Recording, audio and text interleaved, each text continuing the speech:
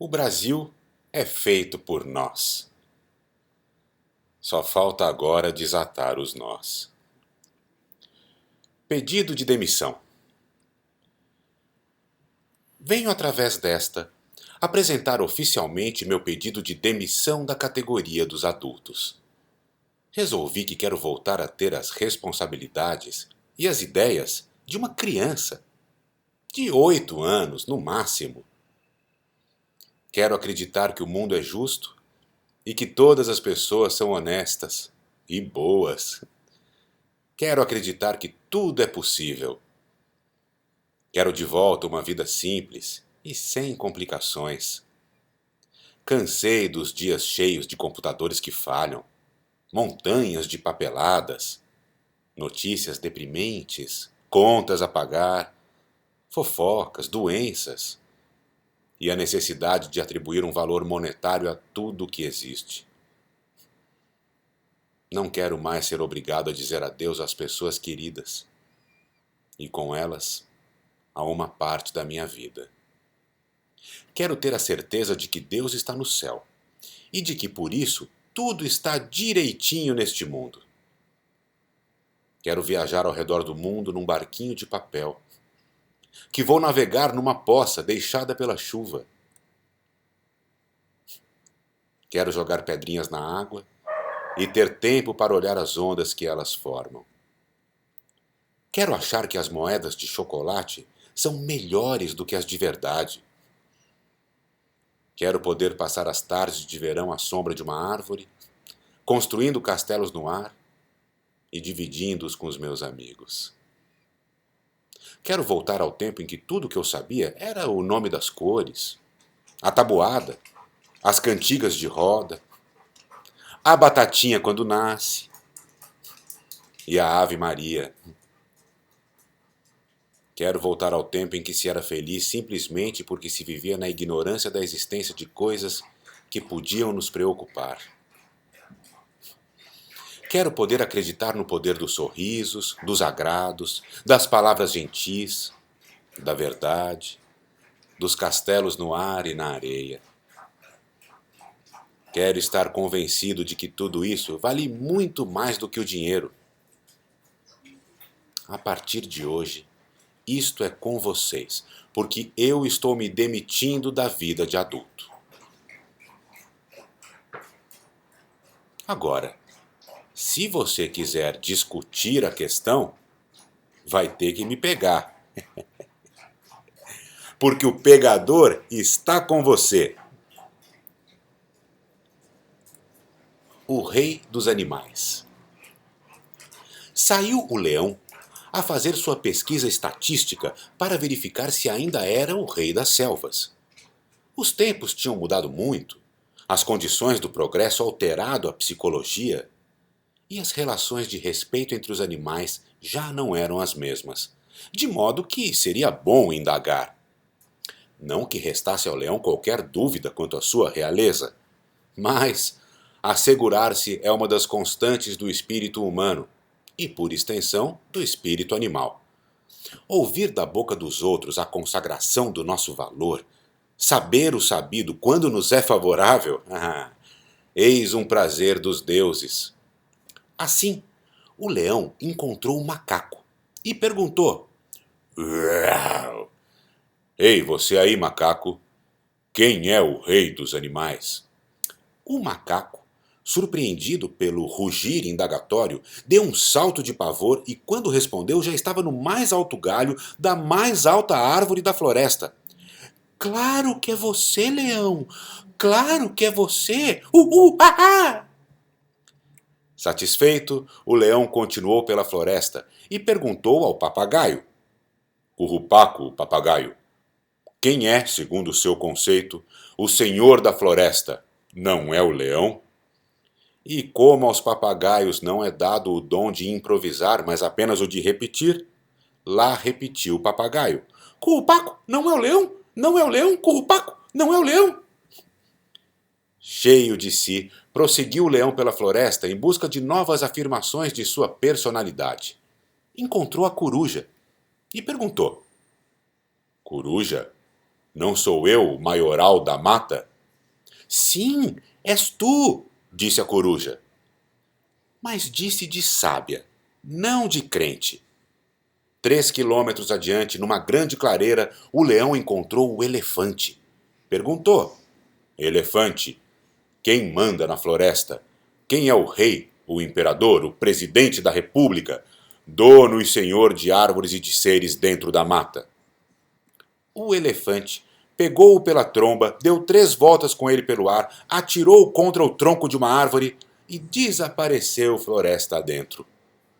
O leão, caído no chão, tonto e todo ensanguentado, levantou-se, lambendo uma das patas, e murmurou: Que diabo! Só porque não sabia a resposta, não era preciso ficar tão zangado. Música, divina música. Tanto duvidaram dele, da teoria daquele jovem gênio musical, que ele resolveu provar para si mesmo, empiricamente, a teoria de que não existem animais selvagens, que os animais são tão ou mais sensíveis do que os seres humanos, e que são sensíveis, sobretudo, ao envolvimento da música, quando esta é competentemente interpretada. Por isso, uma noite, esgueirou-se sozinho para dentro do jardim zoológico da cidade e silenciosamente se aproximou da jaula dos orangotangos. Começou a tocar baixinho, bem suave, a sua magnífica flauta doce, ao mesmo tempo em que abria a porta da jaula. Os macacões quase que não pestanejaram. Se moveram devagarinho, fascinados, apenas para se aproximar mais do músico e do som. O músico continuou as volutas de sua fantasia musical enquanto abria a jaula dos leões. Os leões também, hipnotizados, foram saindo, pé ante pé, com o respeito que só têm os grandes aficionados da música. E assim, a flauta continuou soando no meio da noite, mágica e sedutora, enquanto o gênio ia abrindo jaula após jaula, e os animais o acompanhavam, definitivamente seduzidos, como ele previra.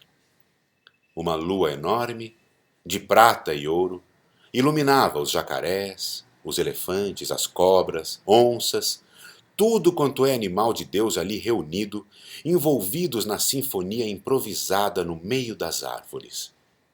Até que o músico, sempre tocando, abriu a última jaula do último animal, um tigre, que mal viu a porta aberta, saltou sobre ele, engolindo músico e música e flauta doce de quebra.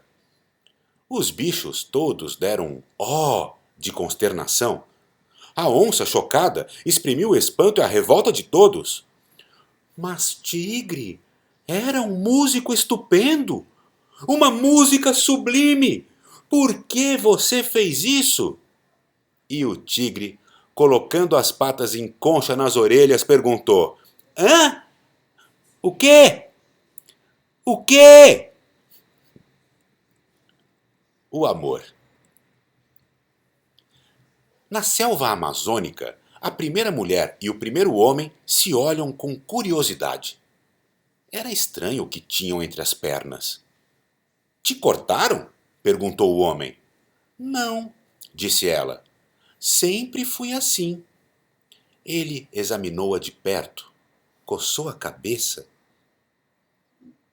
Ali havia uma chaga aberta. Disse: Não comas mandioca nem bananas, e nenhuma fruta que se abra ao amanhecer. Eu te curarei. Deita na rede e descansa. Ela obedeceu.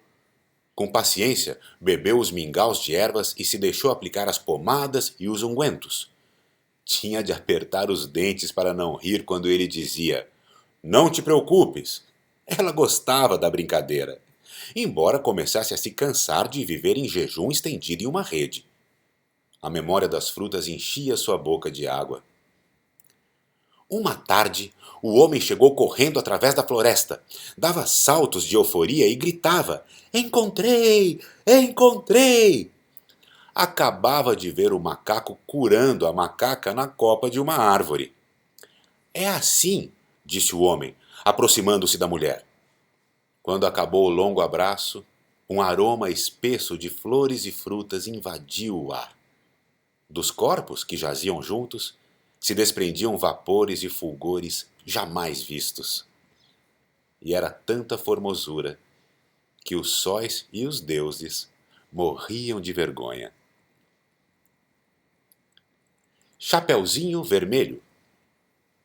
Era uma vez, abre parênteses, admitindo-se aqui o tempo como uma realidade palpável, estranho, portanto, à fantasia da história, fecha parênteses, uma menina linda e um pouco tola que se chamava Chapeuzinho Vermelho, abre parênteses. Esses nomes que se usam em substituição do nome próprio chamam-se alcunha ou vulgo, fecha parênteses. Chapeuzinho Vermelho costumava passear no bosque colhendo sinantias, monstruosidade botânica que consiste na soldadura anômala de duas flores vizinhas pelos invólucros ou pelos pecíolos. Mucambés ou muçambas, planta medicinal da família das caparidáceas. E brincando aqui e ali com uma jurueba, da família dos psitacídeos, que vivem em regiões justafluviais, ou seja, à margem dos rios. Chapeuzinho Vermelho andava, pois, na floresta, quando lhe aparece um lobo, animal selvagem carnívoro do gênero Canis, e um parênteses para nossos pequenos leitores. O lobo era, presumivelmente, uma figura inexistente criada pelo cérebro superexcitado de Chapeuzinho Vermelho. Tendo que andar na floresta sozinha, natural seria que, volta e meia, sentindo-se indefesa, tivesse alucinações semelhantes. Chapeuzinho Vermelho foi detida pelo lobo, que lhe disse... Outro parênteses. Os animais jamais falaram. Fica explicado aqui que isso é um recurso de fantasia do autor e que o lobo encarna os sentimentos cruéis do homem. Esse princípio animista é acentralíssimo e está em todo o folclore universal. Disse o lobo: "Onde vais, linda menina?" Respondeu Chapeuzinho Vermelho: "Vou levar estes doces à minha avózinha, que está doente. Atravessarei dunas, montes, cabos, istmos e outros acidentes geográficos, e deverei chegar lá às 13h35, ou seja, a 1h35 da tarde." Ouvindo isso, o lobo saiu correndo estimulado por desejos reprimidos. Abre parênteses. Freud, Psychopathology of Everyday Life, The Modern Library Inc., N.Y. Fecha parênteses. Chegando na casa da avózinha, ele engoliu-a de uma vez, o que, segundo o conceito materialista de Marx, indica uma intenção crítica do autor, estando oculta aí a ideia do capitalismo devorando o proletariado. E ficou esperando, deitado na cama, fantasiado com a roupa da avó. Passaram-se 15 minutos, abre parênteses, diagrama explicando o funcionamento do relógio e seu processo evolutivo através da história, fecha parênteses. Chapeuzinho Vermelho chegou e não percebeu que o lobo não era sua avó, porque sofria de astigmatismo convergente, que é uma perturbação visual oriunda da curvatura da córnea. Nem percebeu que a voz não era da avó, porque sofria de otite, inflamação do ouvido. E nem reconheceu nas suas palavras cheias de má-fé masculina, porque afinal, eis o que ela era mesmo: esquizofrênica, débil mental e paranoica, pequenas doenças que dão no cérebro parte súpero-anterior do encéfalo. Abre parênteses.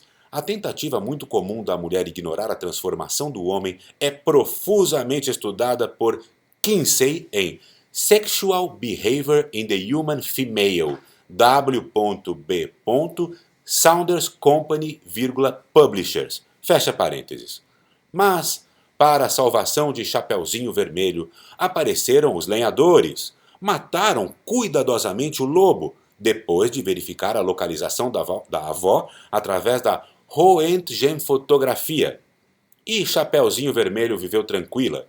57 anos, que é a média da vida humana segundo Malthus, Thomas Robert, economista inglês nascido em 1766 em Rockhill, pequena propriedade de seu pai, que foi grande amigo de Rousseau. O colecionador de manias. Tinha uma mania. Era colecionador de manias.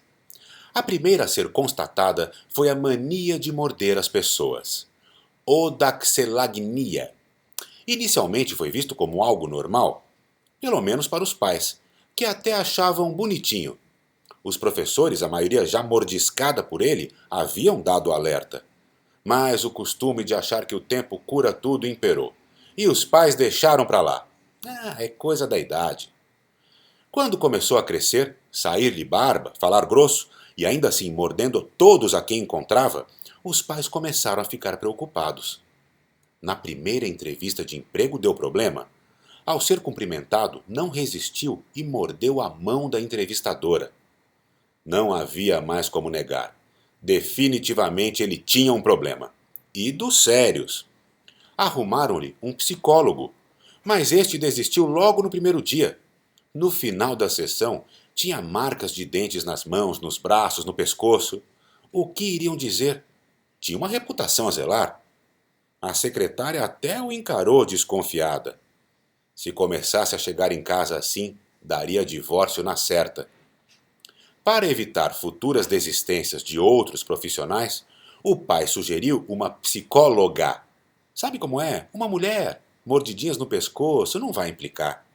De repente, pode até gostar. Mas ele não mordeu a psicóloga, o que não foi exatamente uma boa notícia. Isso porque o turbilhão de manias estava apenas entrando em erupção. Foi o que a psicóloga percebeu quando o paciente ficava se sentando e levantando sem parar. O que você tem? Ah, cansei de ficar sentado. Ah, mas ficar de pé cansa também, né? Ih, puxar, mas sentado dói o traseiro. Ai, droga, de pé dói as pernas. É que sentado... Doutora, posso deitar no chão? Diagnóstico: ablutomania. Ele teria cuidado disso se, na sessão seguinte, não tivesse entrado no consultório e dito sem delongas: posso arrancar seus pelos? Quê? Os pelinhos do seu braço, posso arrancar? Com a unha mesmo. Tá louco, moleque? Ele mostrou os braços pelados. Eu arrancaria os meus se tivesse sobrado algum. Tricotilomania, concluiu a psicóloga estupefata. As notícias sobre ele correram. O jornal local fez uma matéria com enfoque nas manias e usou a sua história. A TV local também se interessou. Foi difícil entrevistá-lo, porque ele ficava o tempo todo se escondendo do repórter. Criptomania. Teve uma vida bastante agitada. Foi preso, por causa da cleptomania. Tornou-se professor de dança graças à coreomania, mas perdeu o mesmo emprego por causa da rinotilexomania. Chegou a aparecer ao vivo numa chamada da TV, no alto de um prédio, quando todos pensavam que ia cometer suicídio. Mas a psicóloga acalmou a todos. Podem ir para casa. Isso é só uma crise de acromania. Crise de quê? Mania de ficar em lugares altos. Seus relacionamentos amorosos não ajudaram muito. Arrumou diversas namoradas por causa da erotografomania. Mas as mesmas paqueras o levaram à falência por causa da sua mania de dar presentes. Doromania. Entrou para o Guinness Book como o homem com mais manias do mundo. E depois disso desapareceu. Hoje, ninguém mais sabe por onde anda. Dizem que vive escondido, vitimado pela agromania. Mas quando alguém quer saber algo sobre ele, recorre ao livro dos recordes. Lá está um pouco de sua história e a lista de suas 38 manias. Curiosamente, a primeira delas a ser constatada, a odaxelagnia, não está na lista. Pelo menos não declaradamente. Afinal, na foto em que acompanha seu recorde, é possível vê-lo em flagrante dando uma senhora de uma dentada no pescoço da juíza do Guinness. Você tem experiência? Já fiz cosquinha na minha irmã só para ela parar de chorar. Já me queimei brincando com vela. Eu já fiz bola de chiclete e melequei todo o rosto. Já quis ser astronauta, violonista, mágico, caçador e trapezista. Já me escondi atrás da cortina e esqueci os pés para fora. Já roubei beijo, já confundi sentimentos, já raspei o fundo da panela de arroz carreteiro. Já chorei ouvindo música no ônibus. Já tentei esquecer algumas pessoas, mas descobri que essas são as mais difíceis de se esquecer. Já fiz juras eternas, já escrevi no muro da escola, já vi pôr do sol cor-de-rosa e alaranjado. Já olhei a cidade de cima e mesmo assim não encontrei o meu lugar. Já senti medo do escuro, já tremi de nervoso, já quase morri de amor. Já roubei rosas num enorme jardim. Já me apaixonei e achei que era para sempre. Já deitei na grama de madrugada e vi a lua virar sol. Já chorei por ver amigos partindo, mas descobri que logo chegam novos, e a vida é mesmo ir e vir sem razão. Foram tantas coisas feitas, momentos fotografados pelas lentes da emoção, guardados num baú chamado coração. E agora, um formulário me interroga, me encosta na parede e grita: qual a sua experiência? Essa pergunta ecoa no meu cérebro. Experiência. Experiência. Eu gostaria de indagar uma pequena coisa para quem formulou esta pergunta. Experiência? Quem a tem se a todo momento tudo se renova? Felicidade realista. A princípio, bastaria ter saúde, dinheiro e amor, o que já é um pacote louvável. Mas nossos desejos são ainda mais complexos. Não basta que a gente esteja sem febre. Queremos, além de saúde, ser magérrimos, sarados, irresistíveis. Dinheiro? Não basta termos para pagar o aluguel, a comida e o cinema. Queremos a piscina olímpica e uma temporada num spa 5 estrelas. E quanto ao amor? Ah, o amor! Não basta termos alguém com quem podemos conversar, dividir uma pizza e fazer sexo de vez em quando. Isso é pensar pequeno. Queremos amor. Todinho maiúsculo. Queremos estar visceralmente apaixonados. Queremos ser surpreendidos por declarações e presentes inesperados. Queremos jantar à luz de velas de segunda a domingo. Queremos sexo selvagem e diário.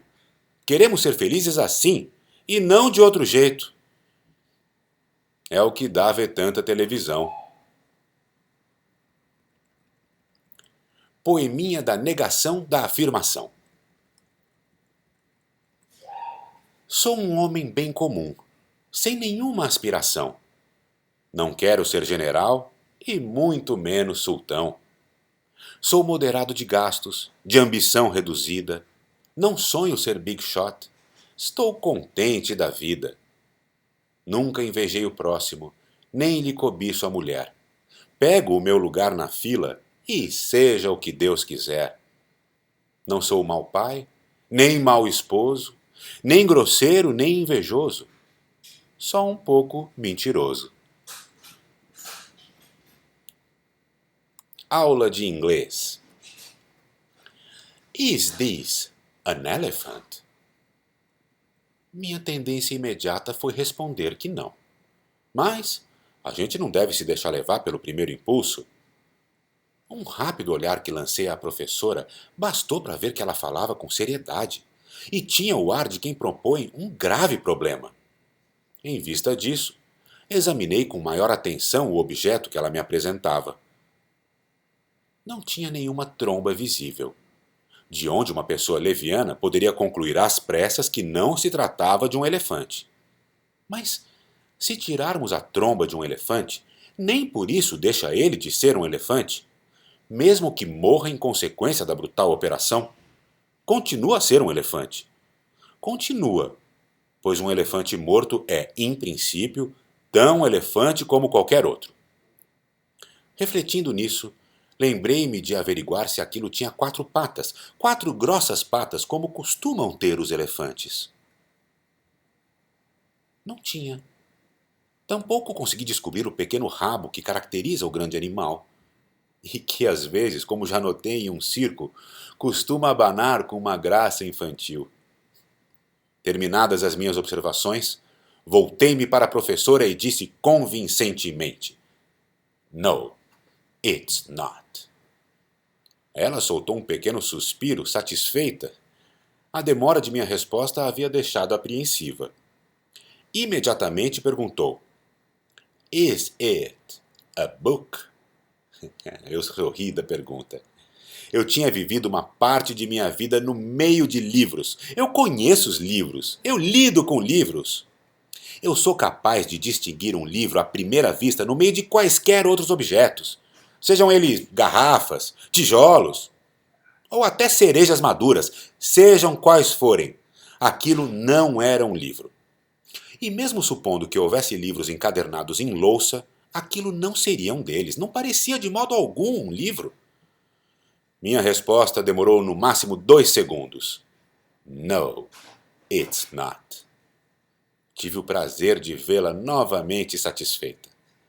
Mas só por alguns segundos. Aquela mulher era um desses espíritos insaciáveis que estão sempre a se propor questões e se debruçam com uma curiosidade aflita sobre a natureza das coisas. Is it a handkerchief?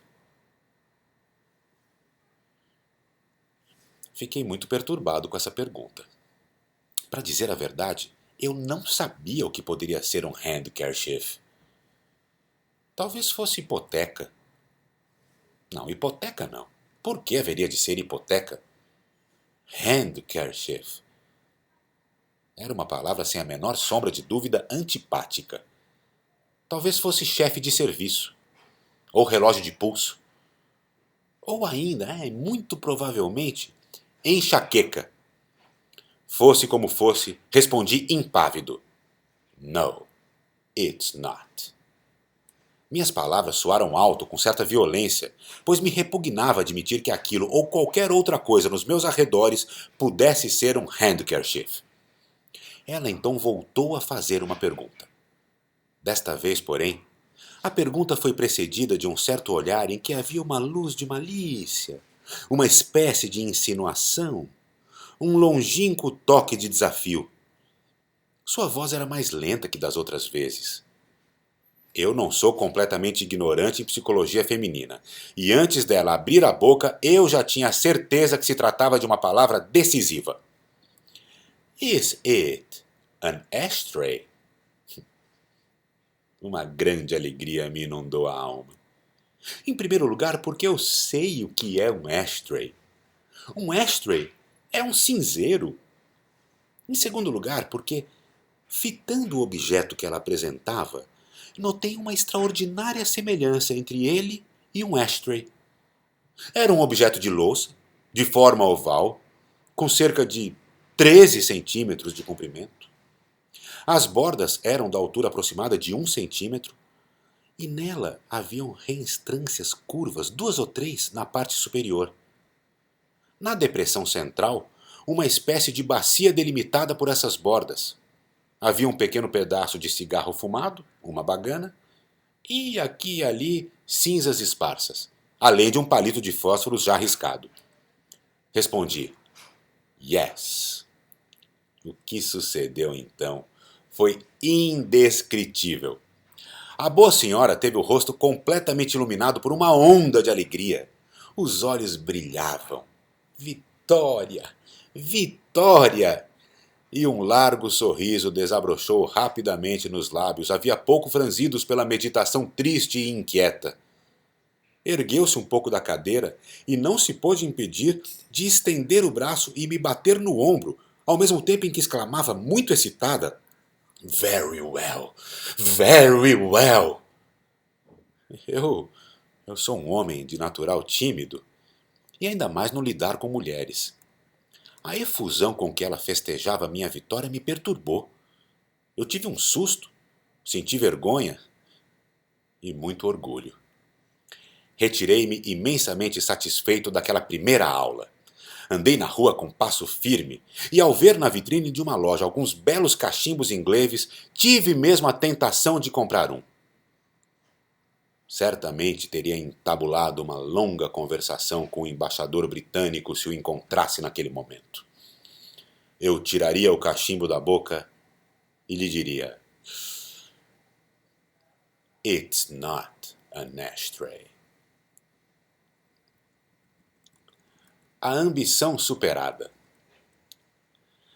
Certo dia, uma rica senhora viu no antiquário uma cadeira que era uma beleza. Negra, feita de mogno e cedro, custava uma fortuna. Era, porém, tão bela que a mulher não titubeou. Entrou, pagou e levou para casa.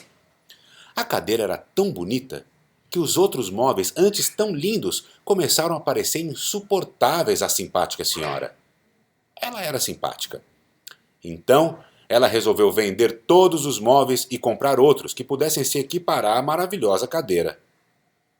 Mas então, a casa, que antes parecia tão bonita, ficou tão bem mobiliada que se estabeleceu uma desarmonia flagrante entre a casa e os móveis. E a senhora começou a achar a casa horrível. Vendeu a casa e comprou uma outra, maravilhosa. Mas dentro daquela casa magnífica, mobiliada de maneira esplendorosa, a mulher começou pouco a pouco a achar o seu marido mesquinho. Trocou de marido. Mas mesmo assim, não conseguia ser feliz. Pois naquela casa magnífica, com aqueles móveis admiráveis e aquele marido fabuloso, todo mundo começou a achá-la extremamente vulgar. O socorro. Ele foi cavando, cavando, pois sua profissão, coveiro, era cavar. Mas, de repente, na distração do ofício que tanto amava, percebeu que cavara demais. Tentou sair da cova e não conseguiu. Levantou o olhar para cima e viu que sozinho não conseguiria sair. Gritou: "Ah!" Ninguém atendeu. Gritou mais forte: "Ah!" Ninguém veio. Enlouqueceu de gritar, cansou de esbravejar. Desistiu com a noite. Sentou-se no fundo da cova, desesperado. A noite chegou, subiu, fez-se o silêncio das horas tardas. Bateu o frio da madrugada e na noite escura não se ouvia mais um som humano. Só pouco depois da meia-noite é que lá vieram uns passos. Deitado no fundo da cova, o coveiro gritou: "Ah! Ah! Ah!" Os passos se aproximaram. Uma cabeça ébria apareceu lá em cima. Perguntou o que havia. "O que é que há?" O coveiro então gritou, desesperado: "Tire-me daqui! Por favor! Eu estou com um frio terrível!" "Mas, coitado", condoeu-se o bêbado, "tem toda a razão de estar com frio. Alguém tirou a terra toda de cima de você, meu pobre mortinho." E, pegando na pá, encheu-a de terra e pôs-se a cobri-lo cuidadosamente. A vida. A coisa mais injusta sobre a vida é a maneira como ela termina. Eu acho que o verdadeiro ciclo da vida está todo de trás para frente. Nós deveríamos morrer primeiro, nos livrar logo disso. Daí viver num asilo, até ser chutado para fora de lá por estar muito novo. Ganhar um relógio de ouro e ir trabalhar. Então você trabalha 40 anos até ficar novo o bastante para poder aproveitar a sua aposentadoria. Aí você curte tudo, bebe bastante álcool, faz festas e se prepara para a faculdade. Vai para o colégio, tem várias namoradas, vira criança, não tem nenhuma responsabilidade, se torna um bebezinho de colo, volta para o útero da mãe, passa seus últimos 9 meses de vida flutuando e termina tudo com um ótimo orgasmo. Pensar custa. Pensar é a todo momento e a todo custo. Pensar dói, cansa e só traz aborrecimentos. Melhor é não pensar. Mas pensar não é facultativo. Se o cérebro, a mínima parte dele que seja, deixa de estar alerta por um momento, penetram lá como parasitas difíceis de erradicar. Ideias vindas da imprensa, do rádio, da televisão, Da propaganda geral, dos produtos em série, do consumo degenerado, dos doutores em lei, arte, literatura, ciência, política, sociologia. Essa massa de desinformação, não só inútil como nociva, nos é, aliás, imposta de maneira criminosa nos primeiros anos de nossa vida. Pois, infelizmente, o cérebro humano é um dos poucos órgãos do corpo que não tem uma válvula excretora. E as fezes culturais ficam lá, nos envenenando pelo resto da vida, transformando o mais complexo e mais nobre órgão do corpo humano numa imensa fossa imunda e fedorenta. Um lamentável erro da criação. No cume. No alto daquele cume, plantei uma roseira. O vento no cume bate, a rosa no cume cheira. Quando vem a chuva fina, salpicos no cume caem, formigas no cume entram, abelhas no cume saem. Quando cai a chuva grossa, a água do cume desce, o barro do cume escorre, o mato do cume cresce. Quando cessa a chuva, no cume volta a alegria, pois torna a brilhar de novo o sol que no cume ardia.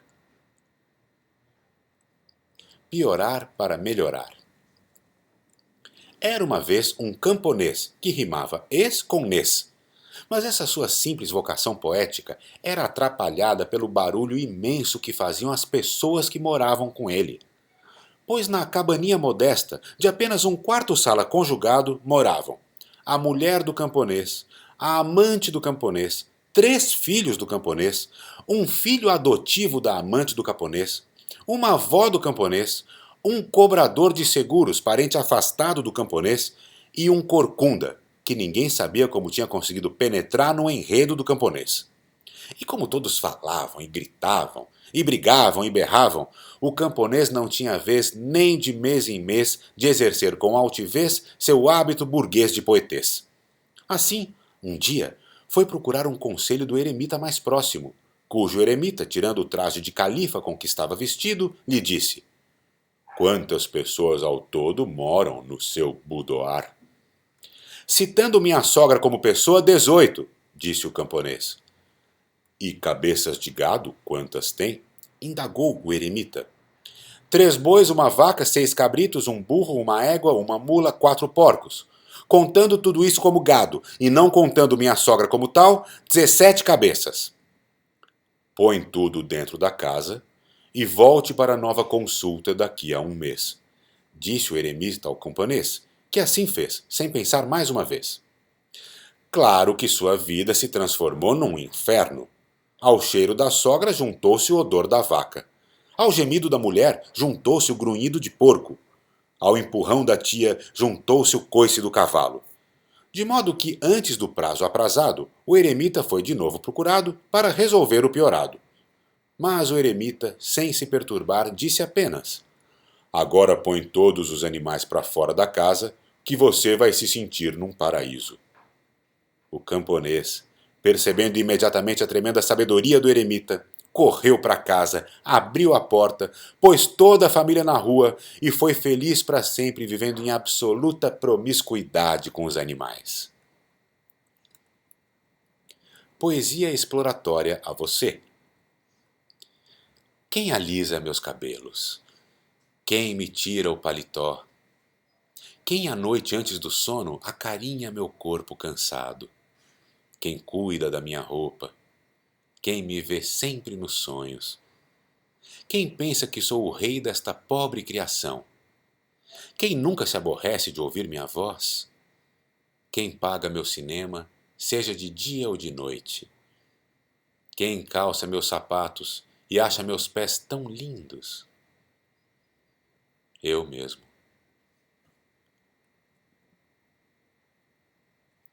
Poesia matemática. Às folhas tantas do livro matemático, um quociente apaixonou-se um dia doidamente por uma incógnita. Olhou-a com seu olhar inumerável e viu-a do ápice à base uma figura ímpar. Olhos romboides, boca trapezoide, corpo ortogonal, seios esferoides. Fez da sua uma vida paralela à dela, até que se encontraram no infinito. Quem és tu? Indagou ele, com ânsia radical. Sou a soma do quadrado dos catetos, mas pode chamar-me de hipotenusa. E de falarem, descobriram que eram o que em aritmética corresponde a almas irmãs, primos entre si. E assim se amaram ao quadrado da velocidade da luz, numa sexta potenciação, traçando ao sabor do momento e da paixão retas, curvas, círculos e linhas sinusoidais.